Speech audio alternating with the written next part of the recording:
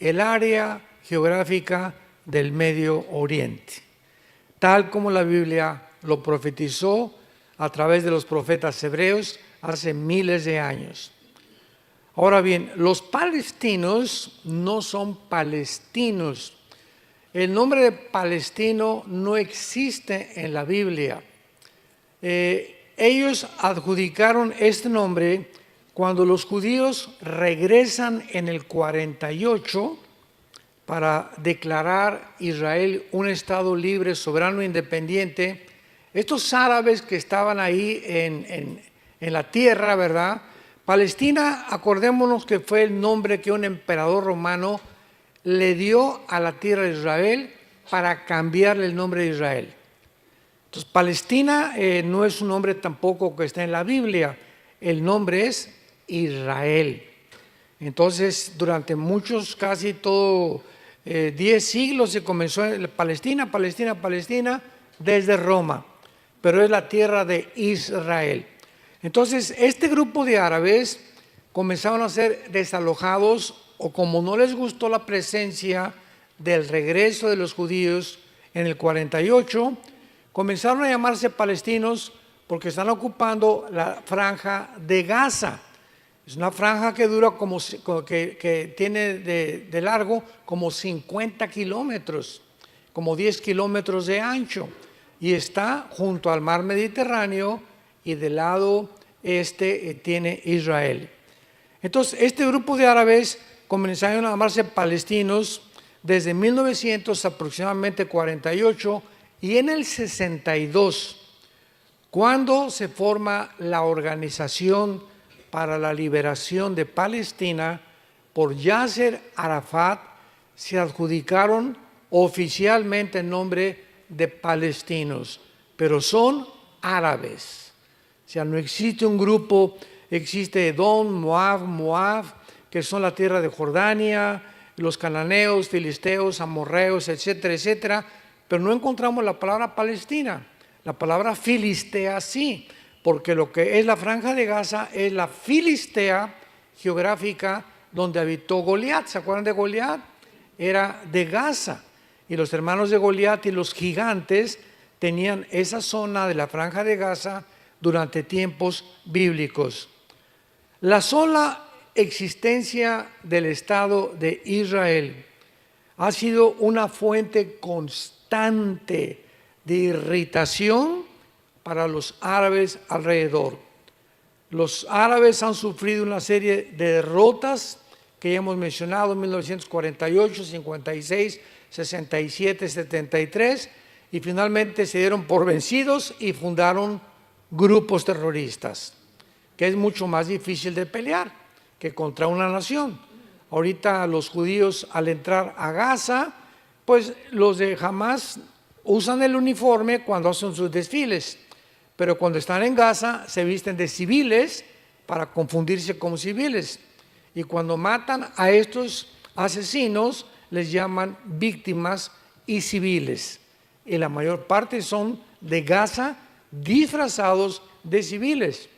Qué difícil es pelear con un ejército que no trae un uniforme, porque no sabes quién es quién, y es el dilema que se enfrentan también actualmente los judíos.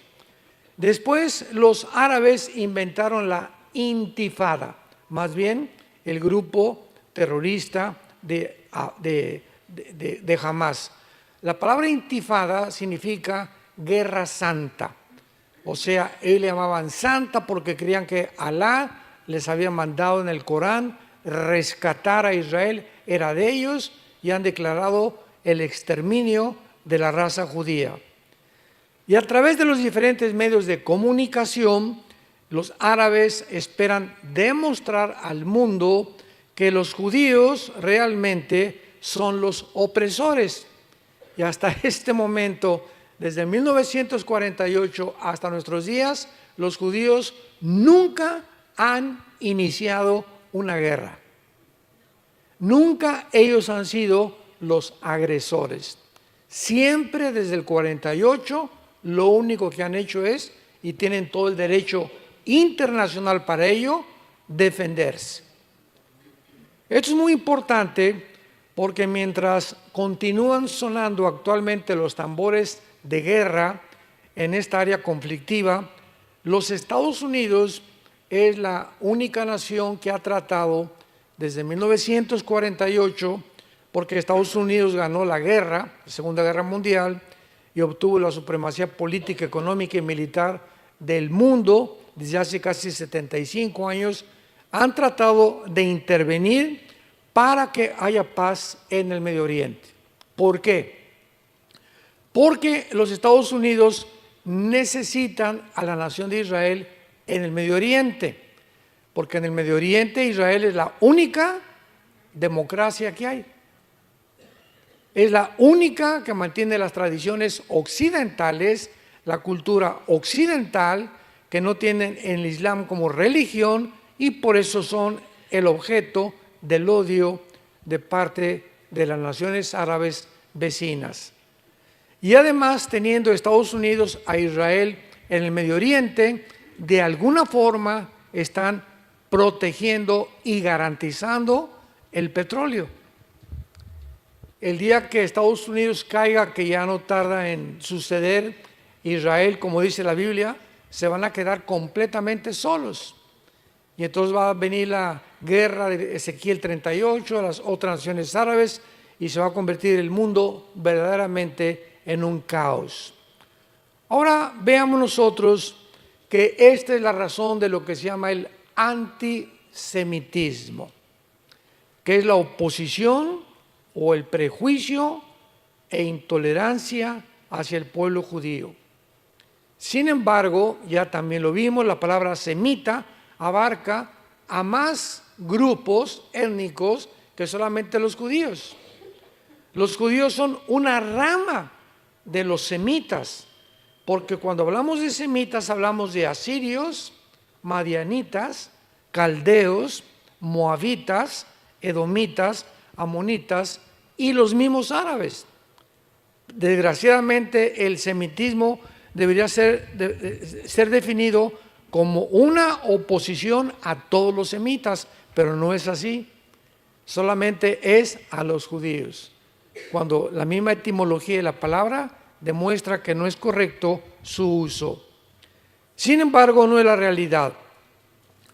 Han sido los judíos el blanco continuo para el antisemitismo.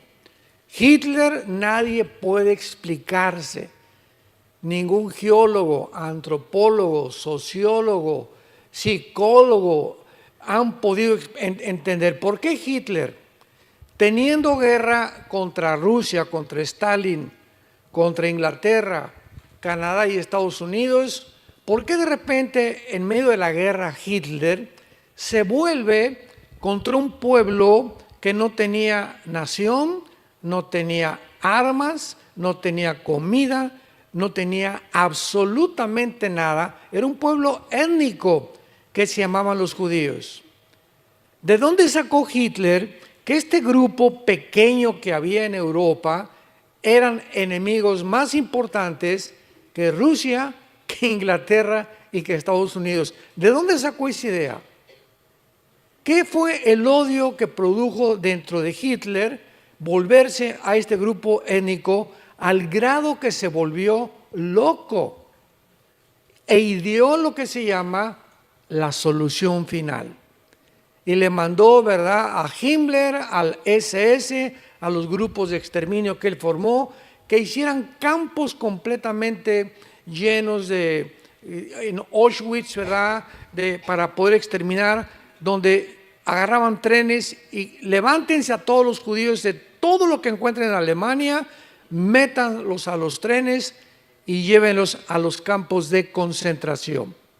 Y los judíos creían que pues iban a estar ahí prisioneros y que no entendían tampoco por qué los llevaban a esos campos. Ahí al llegar a los campos, la mayor parte de ellos se murieron de hambre. Cuando entraron los aliados a Berlín, tanto los de Rusia del lado del este, del norte Inglaterra y del oeste Estados Unidos, llegaron a Berlín. Hitler se suicida con Eva Ben Braun, su esposa. Se matan los dos en su búnker y encuentran a millones de judíos pero así en los puros huesos. Hay cantidad de fotos de esto. Cuando vayas a Israel, ve al Museo del Holocausto, lo puedes encontrar. Y van a encontrar ustedes también a los millones de judíos que los metían a los hornos, los desnudaban, les decían, se van a bañar y metían ahí a mujeres, niños grandes, y ya encerrados le abrían el gas y morían asfixiados. Los sacaban y los enterraban como si fueran animales en pozos, tremendos cementerios que hicieron por todo Alemania.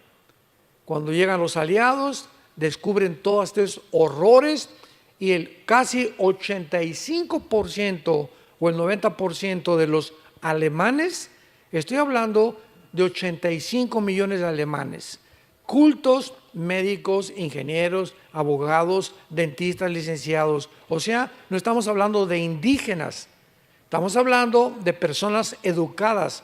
El 85 millones de alemanes fueron engañados y no detectaron realmente el veneno y el odio de Hitler por este grupo de judíos.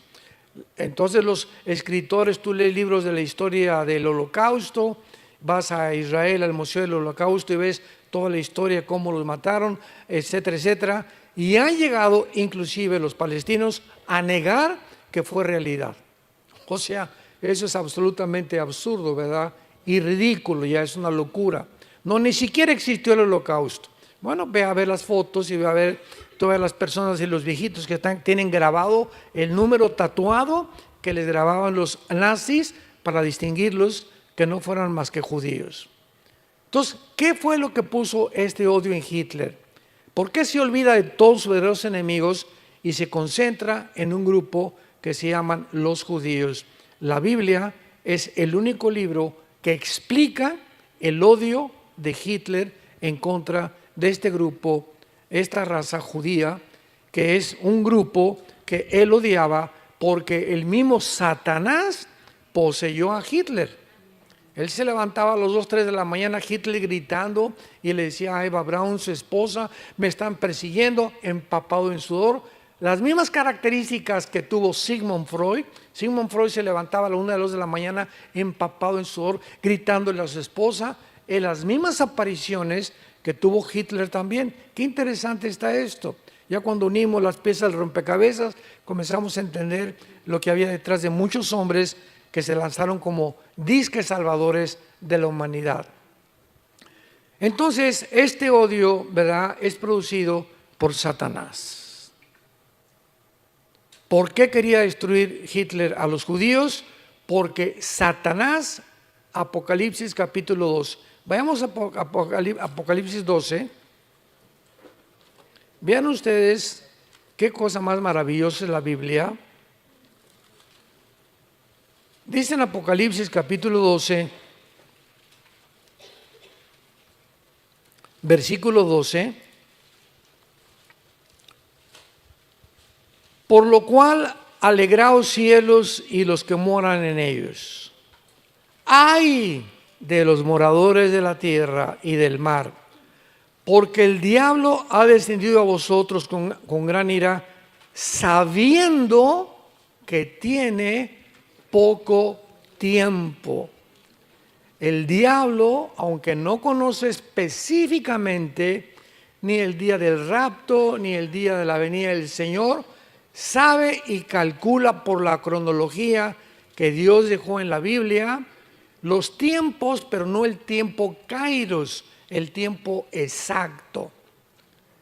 Entonces, el diablo sabía que si los judíos regresaban a su tierra, comenzaría a contar la cuenta regresiva, Dios, de las profecías finales. Entonces el diablo tenía que impedir, de alguna forma previó que iban a regresar a su tierra, porque desde que Teodoro Herzl en el siglo XIX fue un judío, comenzó a pensar en el sionismo, que es la idea de los judíos de recuperar la tierra. El diablo se dio cuenta que ya estaba moviéndose, se hace la declaración Balfour, 1917, los ingleses están de acuerdo en que regresen a su tierra, y Hitler surge como primer ministro de Alemania, el diablo tenía que destruir a los judíos. ¿Y quién fue su instrumento? Adolfo Hitler. ¿Por qué? Porque ya lo dijimos en la conferencia anterior, cuando los judíos regresan, comienza la cuenta regresiva de las profecías finales de la historia humana. Si los judíos no hubieran regresado, ¿quién va a reconstruir el tercer templo que menciona la Biblia? Según de Tesalonicenses capítulo 2, Apocalipsis capítulo 11, etcétera, etcétera. Si el pueblo de Dios no hubiera regresado a Israel, ¿a quién iba a perseguir el anticristo? ¿A los tlaxcaltecas? ¿A los aucas? ¿A los aztecas? ¿A quién iba a perseguir el anticristo? Si el pueblo judío no hubiera regresado, no se hubieran cumplido las profecías del Apocalipsis, que menciona al pueblo judío y a 12,000 de cada tribu, que Apocalipsis 7, que van a ser los últimos evangelistas del mundo. La iglesia va a fracasar en evangelizar al mundo, la iglesia es sacada del mundo, Dios se regresa otra vez con los judíos y van a ser 144,000 evangelistas judíos los que van a terminar la profecía. Será predicado este evangelio y entonces vendrá el fin. La iglesia va a fracasar en evangelizar al mundo por la apostasía en que la iglesia se encuentra actualmente.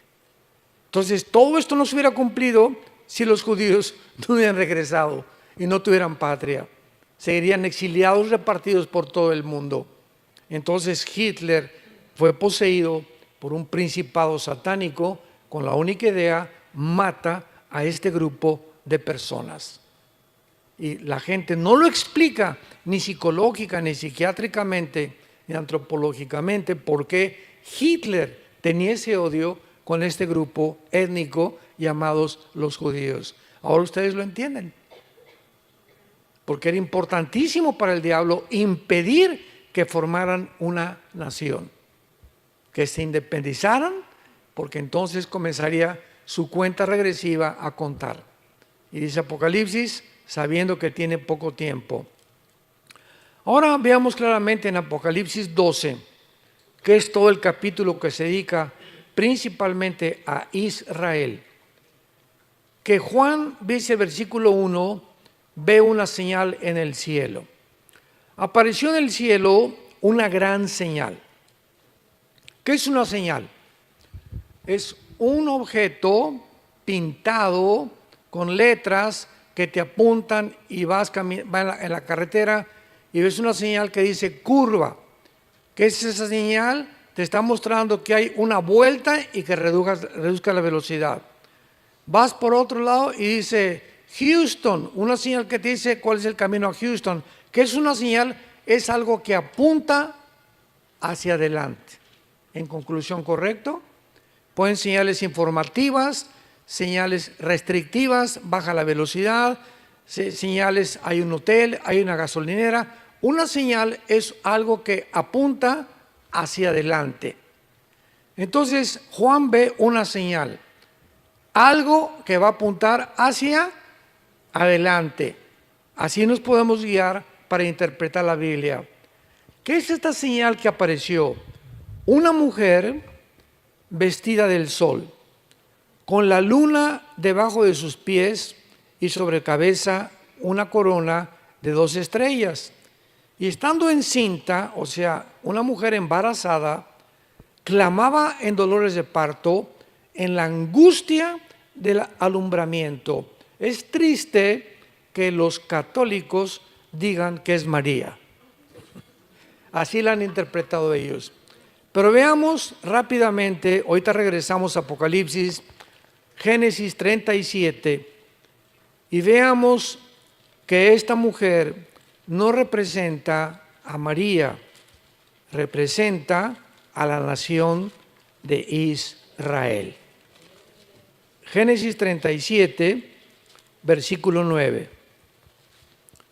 Soñó otro sueño, está hablando de José, soñó otro sueño y lo contó a sus hermanos diciendo: he aquí que he soñado otro sueño. he aquí que el sol y la luna y 11 estrellas se inclinaban a mí. ¿Se dan cuenta, hermanos, que la Biblia no se interpreta, no es de interpretación privada? Nadie puede venir a la Biblia y pues, me imagino que es esto. Y pues yo creo que es esto.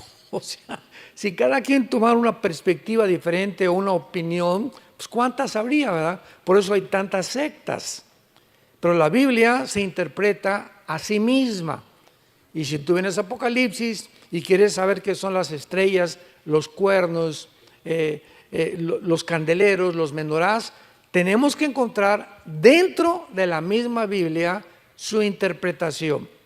Entonces aquí José está soñando y dice el versículo 10, y lo contó a su padre y a sus hermanos, y su padre le reprendió y le dijo, ¿qué sueño es este que sueñas?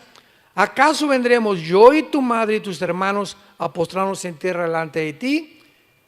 Viene Jacob y le interpreta a José el sueño. Israel representa a Jacob y las 12 tribus de Israel. Y lo vamos a ver, regresamos a Apocalipsis y lo vamos a comprobar aquí adelante. Entonces, Juan ve una señal en el cielo de Israel a punto de dar a luz. Y apareció otra señal, un gran dragón escarlata que tenía 7 cabezas y 10 cuernos y en sus cabezas 7 diademas. Su cola arrastraba la tercera parte de las estrellas del cielo y las arrojó sobre la tierra, y el dragón se paró enfrente de la mujer, acordémonos que está embarazada, que estaba para dar luz, a fin de devorar a su hijo tan pronto como naciera. ¿Recuerdan ustedes que cuando los reyes del oriente llegaron con Herodes, Mateo capítulo 2, Lucas, le preguntaron, ¿dónde está el que va a nacer? Y Herodes se entera de que hay una profecía de que iban a ser el Mesías. Y entonces Herodes, al enterarse de esto, que es lo que representa esta visión, manda matar a todos los niños menores de 2 años en Israel. ¿Se acuerdan? ¿Por qué? Porque el diablo le puso, ya viene el Mesías, van a nacer, maten a todos los niños menores de 2 años, y se le aparece un ángel a José y a María y les dice, huyan hacia Egipto.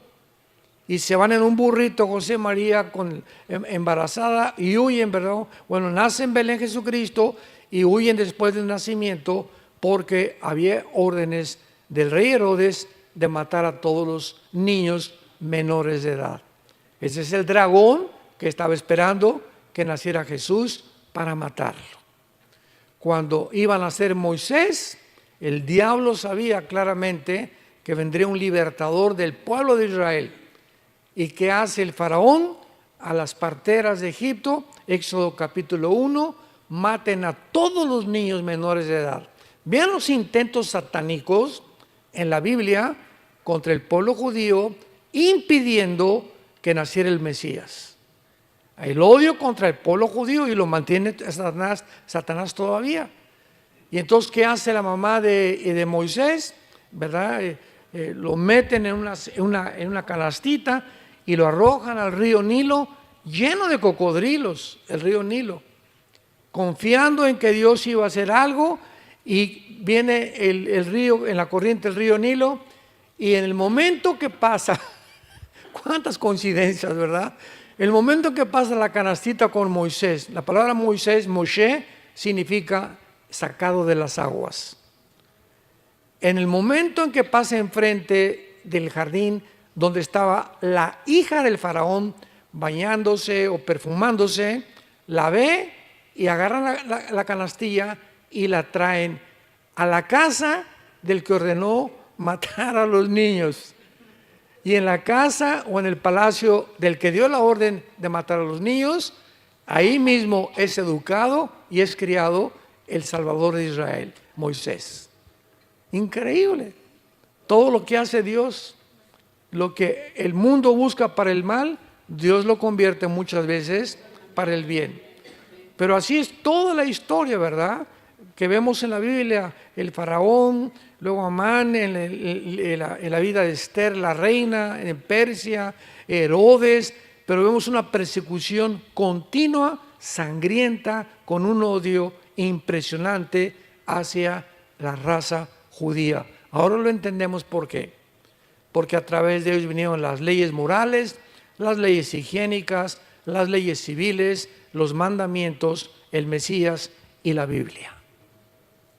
Entonces, lógico que detrás de todo esto haya un odio, si es que existe Satanás, para impedir que todas estas cosas las podamos disfrutar como Dios quiere que nosotros lo hagamos.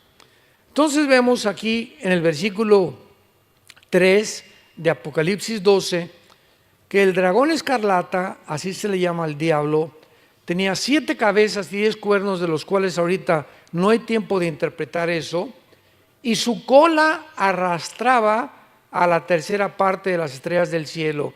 Aquí está hablando de la rebelión de Satanás, que no es Satanás. La palabra Satanás es un título, la palabra diablo es un título, su nombre es Lucifer. Lucifer.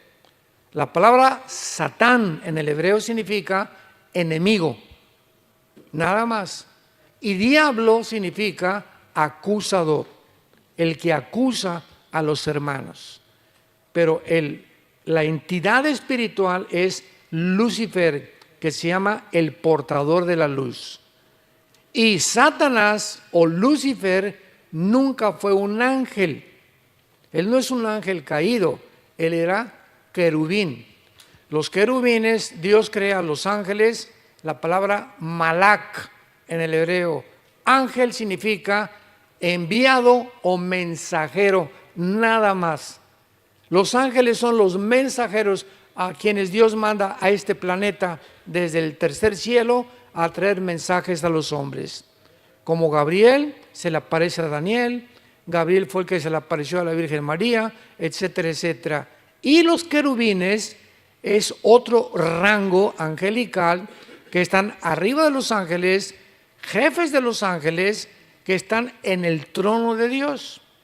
Y arriba del trono de Dios hay otro tipo de criaturas que se llaman serafines, que significan los que arden y los que dicen santo, santo, santo es el nombre del Señor.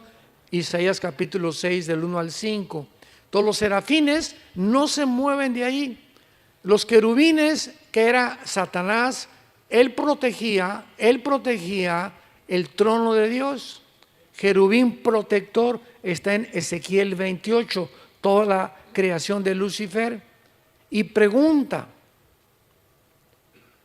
¿por qué se le llama querubín protector si el pecado no había entrado? ¿Por qué Adán en el huerto del Edén le dice Dios, labra y cuida? Esa palabra en el hebreo es protege el huerto del Edén. ¿Protegerlo de quién? Los leones no mordían, no había veneno. Ahorita lo explico. Qué interesante, ¿verdad? ¿Nunca se han hecho esas preguntas? ¿Por qué nunca me las hacen? Ya cuando comenzamos a rascar la Biblia hay 1500 preguntas. Un cristiano que no tenga preguntas no lee la Biblia. En primer lugar, cuando Dios crea a los ángeles allá en el cielo, a los querubines, creó Dios a todas las criaturas con el potencial que pudieran revelarse. Cuando Dios creó el universo, Dios tenía 3 opciones. 1, no crear nada. Nada, así podía existir el Padre, el Hijo y el Espíritu Santo por los siglos de los siglos, porque Dios no necesita nada ni nadie. Número 2, crear criaturas que nunca se revelaran, que nunca tuvieran la opción de volverse en contra de Él. Y número 3, Dios consideró en su sabiduría crear criaturas, tanto ángeles como seres humanos, que tuvieran la opción de escoger rebelarse voluntariamente contra Él.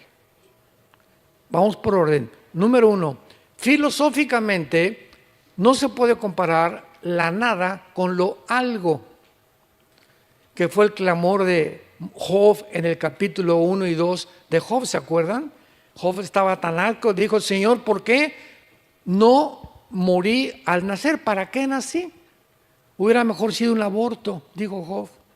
He nacido para sufrir, para eso me trajiste al mundo. Él quería comparar que hubiera sido mejor no existir a existir. Más adelante se lo explica Dios. Entonces está descalificada la primera opción, porque no puedes compararte nunca que la nada es mejor que lo algo. Número 2, si Dios hubiera creado un universo con criaturas que nunca hubieran tenido la opción de pecar, hubiéramos sido robots. Nos hubiera dado Dios cuerda: ámame, ámame, ámame, ámame. Ponernos un chip, ¿verdad?, en la que siempre estuviéramos dirigiendo nuestra atención hacia Él. Y en tercer lugar, Dios optó por crear criaturas que tuvieran la libertad de escoger entre el bien y entre el mal voluntariamente, y finalmente juzgar a las personas que le rechazaron con las evidencias que Él dejaba, para que pudiera haber un universo de criaturas que le amaran voluntariamente. Ahora, fíjense ustedes en lo siguiente. Esto lo podemos aplicar políticamente. Si en un país solamente hay un candidato, como está pasando en todos lados, porque es un circo que hay otros candidatos, ya sabemos quién va a ganar, ya están apartados los que van a ganar.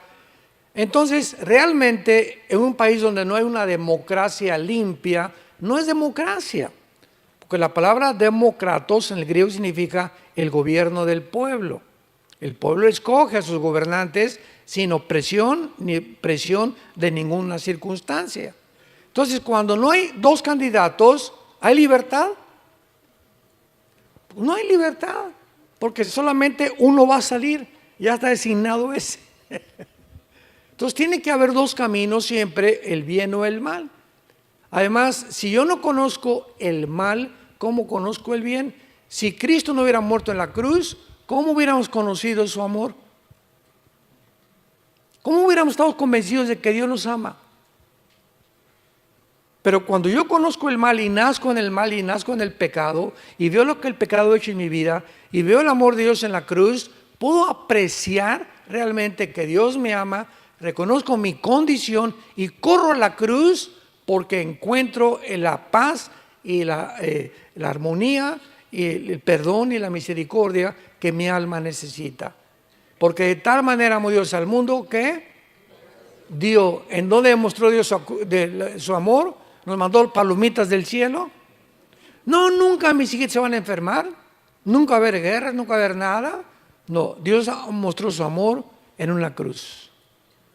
Como decía Billy Graham, el gran evangelista del siglo pasado, cada vez que tengo un problema, yo tuve el privilegio de estar con él 2 días en Acapulco, en México.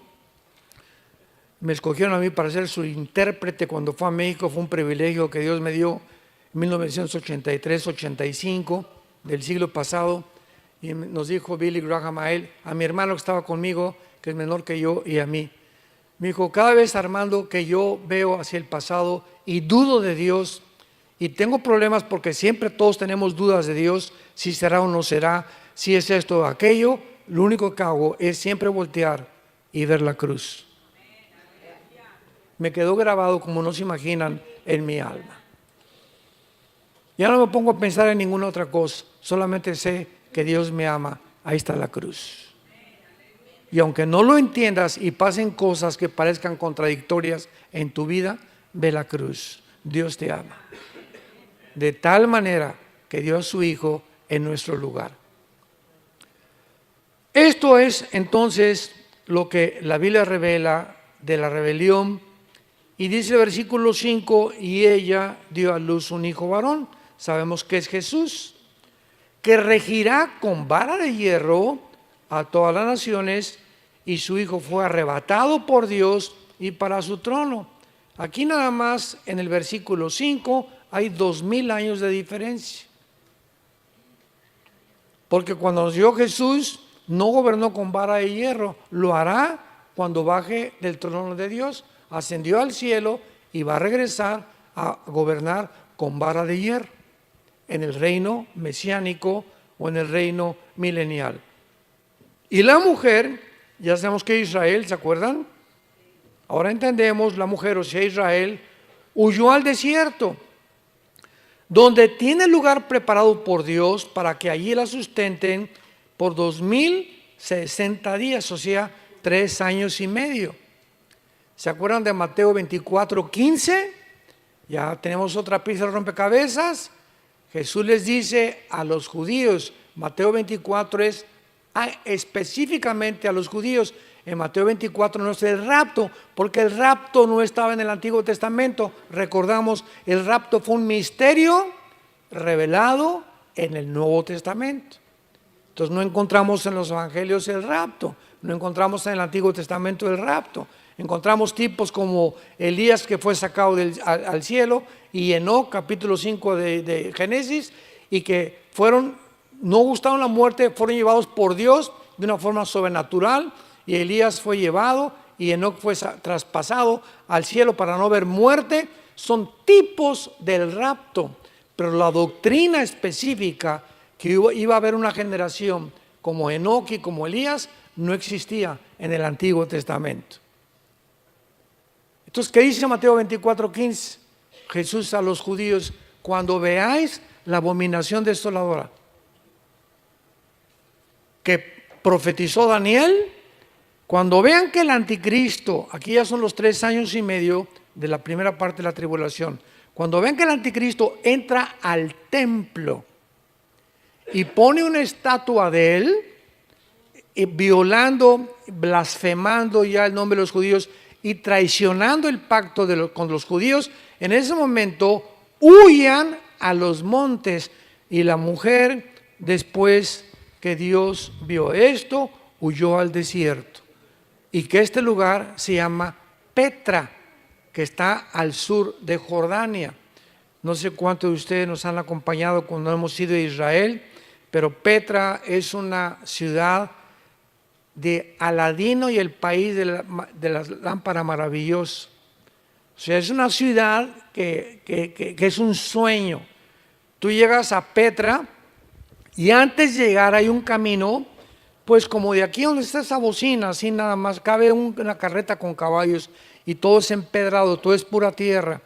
Y es como casi 1 kilómetro, ahí te deja el camión y nos bajamos todos, comenzamos a caminar y al llegar a Petra, te quedas así, ¿qué es esto?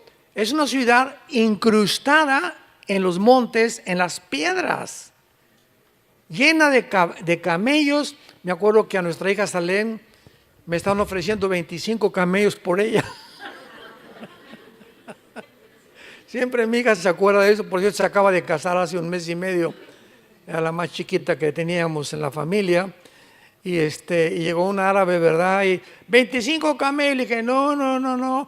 Y total que nos seguimos caminando. Está soñando en está en el desierto, pero todo es impresionante, las construcciones de Petra. Es un sueño, que no sé ni cómo lo pudieron haber construido así. Y nos alcanza el árabe como a los 5 minutos, 40 camellos por tu hija. Le dije, te dije que no, por el amor de Dios. Y vamos a comer, falta como 40 minutos y me estaban esperando afuera. 500 camellos por tu hija.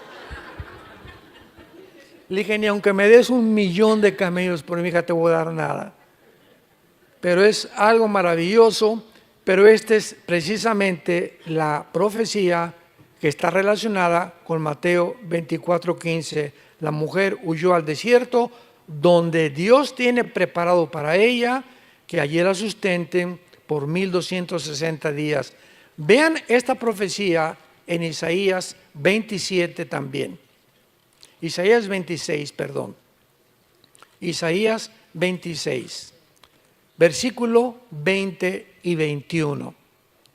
Todo esto está hablando del mismo tiempo y del mismo pueblo de Israel. Isaías 26, 20 y 21. Anda, pueblo mío, entra en tus aposentos, cierra tras sí tus puertas, escóndete un poquito por un momento en tanto que pasa la indignación, o sea, la persecución del anticristo. Porque he aquí Jehová sale de su lugar para castigar al morador de la tierra por su maldad contra él. Y la tierra descubrirá la sangre derramada sobre ella y no encubrirá ya más a sus muertos. Aquí está hablando Isaías hace 2700 años, lo que después, 700 años después de Isaías, escribió el apóstol Juan. Y en penúltimo lugar, aquí mismo en Apocalipsis 12 regresamos, que van a estar protegidos los judíos, o un remanente de los judíos, por 42 meses, o tiempo y tiempo, si la mitad de un tiempo, o 1260 días. Y va a ser en ese tiempo, ya estamos al final de la tribulación, cuando hubo una gran batalla en el cielo. Miguel y sus ángeles luchaban contra el dragón, y luchaban el dragón y sus ángeles, pero no prevalecieron, ni se halló lugar para ellos en el cielo. Y fue lanzado fuera el gran dragón, la serpiente antigua que se llama Diablo y Satanás, el cual engaña. ¿Cómo termina la Biblia? Que el mundo seguirá siendo engañado, como actualmente. Ya no saben quién es el bueno, quién es el malo, quién es hombre, quién es mujer, si la vacuna es buena, si la vacuna es mala, si ese gobierno, si aquel gobierno. El mundo está en tinieblas, está en un caos el mundo entero, sumergido en una confusión, una falsa de identidad impresionante. El diablo, hay un poder, una energía satánica alrededor de los gobernantes y de las personas en el mundo que nos impide ver realmente cuál es el camino que hay que seguir. Jesús dijo, el que me siga tendrá la luz de la vida. La única luz, no hay otra. La única luz que hay en el mundo es esto.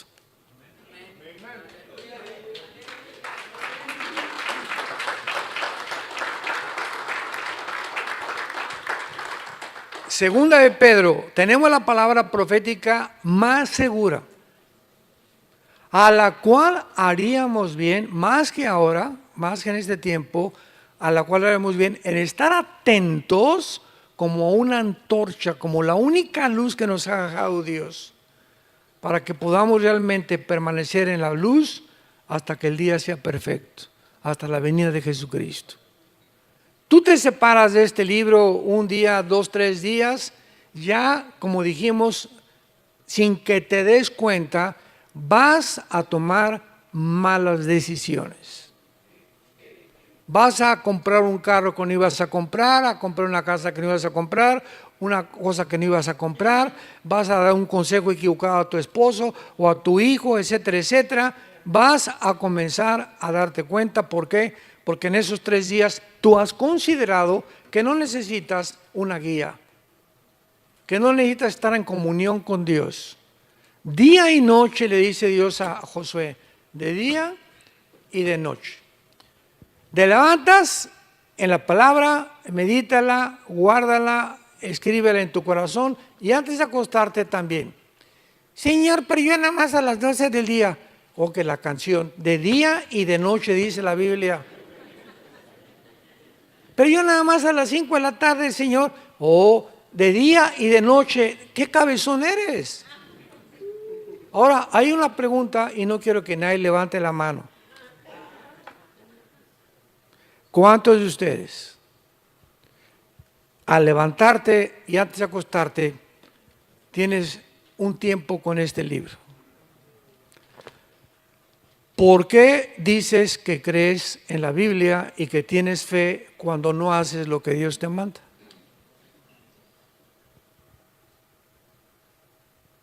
¿Qué es la fe? Creer lo que Dios dice, y la única forma de mostrarlo es que obedezco lo que dice. Pero si yo ni siquiera de día y noche, pasan 2, 3 días y ni siquiera tengo contacto con la Biblia y me llamo cristiano. Y hermano, sáqueme este espíritu. ¿Y por qué estoy desanimada?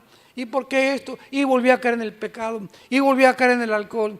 Y tengo este problema. Y soy paranoico. Y tengo en la noche se me aparecen espíritus que me gritan que me van a matar. Y mi esposa, mi matrimonio no ha funcionado. ¿Por qué? Porque estamos lejos de Dios.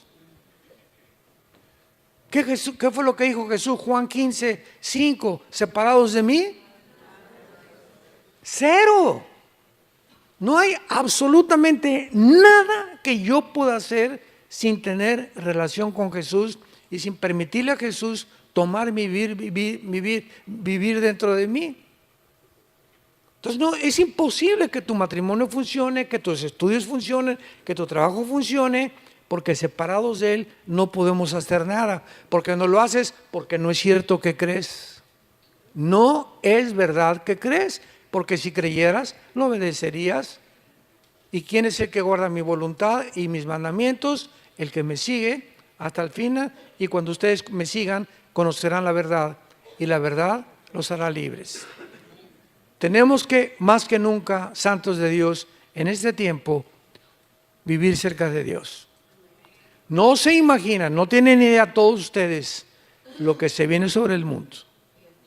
Las cosas no van a mejorar, ni políticamente, ni religiosamente, ni filosóficamente, ni científicamente, ni en ninguna academia religiosa que puedan ustedes conocer o estudios que puedan ustedes conocer. Ninguna área de la vida va a funcionar. El mundo está a la orilla de un abismo a punto de caer. La humanidad está a punto de caer. El ser humano ha fracasado como ser humano por sacar de la ecuación a Dios.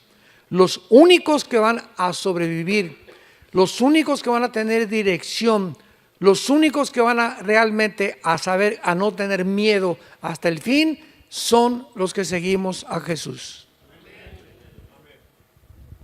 Y hasta que tú no entres y entiendas eso en tu cabecita y te arrepientas hoy mismo de tu vida que llevas, tan superficial y tan carnal,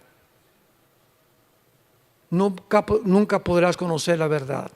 Y estas tinieblas que van a cubrir el mundo te desviarán de tu camino y del propósito por el cual fuimos creados.